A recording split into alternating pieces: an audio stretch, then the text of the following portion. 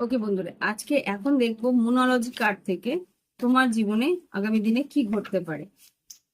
অমাবস্যা সামনে হয়তো আসছে, তো দেখি মোনোলজি কার্ড থেকে কি মেসেজেস আসছে তোমার জন্য। জাস্ট একটু মেসেজ গুলো দেওয়ার জন্য প্রে করো। জাস্ট প্লিজ আমার কালেকটিভের জন্য কি ঘটতে পারে। অনেকগুলো কার্ডস বেরিয়েছে। মেডিটেট অ্যান্ড কন্টেমপ্লেট তোমাকে বলছে।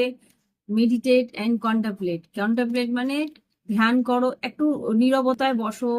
আহ, যা পরিস্থিতি তোমার জীবনে, যদি কোনো জটিল পরিস্থিতি হয়ে থাকে সেটা নিয়ে ভাবনা চিন্তা করো। You are very close to achieving your goal. তুমি খুব কাছাকাছি আছো তোমার গোল, তোমার আহ, নির্দিষ্ট কোনো লক্ষ্যে পৌঁছানোর খুব কাছাকাছি আছো। আমি এটাকে দেখানোর জন্য একটু লাইটটাকে ডাউন করছি। আর কি আছে? Bring love into the situation. তোমার এই পরিস্থিতিতে ভালোবাসা বা একটু আবেগ দিয়ে ভাবার চেষ্টা করো। সম্পর্ক হোক কি কর্মক্ষেত্রে হোক, সেইখানে একটু হলেও আবেগটাকে প্রাধান্য দিতে বলছে। সবসময় কিন্তু আবেগ বলে না, প্র্যাকটিক্যাল লাইফে প্র্যাকটিক্যাল ভাবে আবেগ যেখানে দরকার আবেগতায়িত ভাবেও কিছু জায়গায় ভাবতে হয়, তো সেই জায়গাটাই বলছে। This time to give rather than take.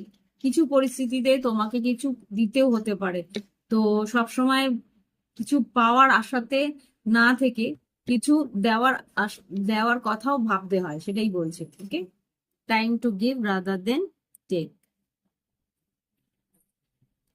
আর কি এসছে?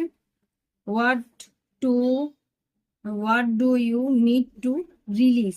আর কিছু পরিস্থিতিতে তোমাকে কিছু জিনিস ছাড়তে হতে পারে।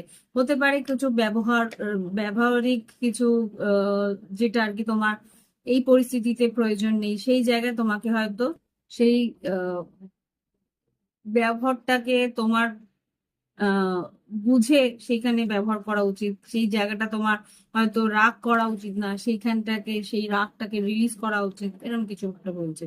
Your dream need a practical plan. তুমি যে স্বপ্ন দেখছো তার জন্য কিন্তু একটা প্র্যাকটিক্যাল প্ল্যানের দরকার আছে। প্র্যাকটিক্যাল প্ল্যান বলতে একটা নির্দিষ্ট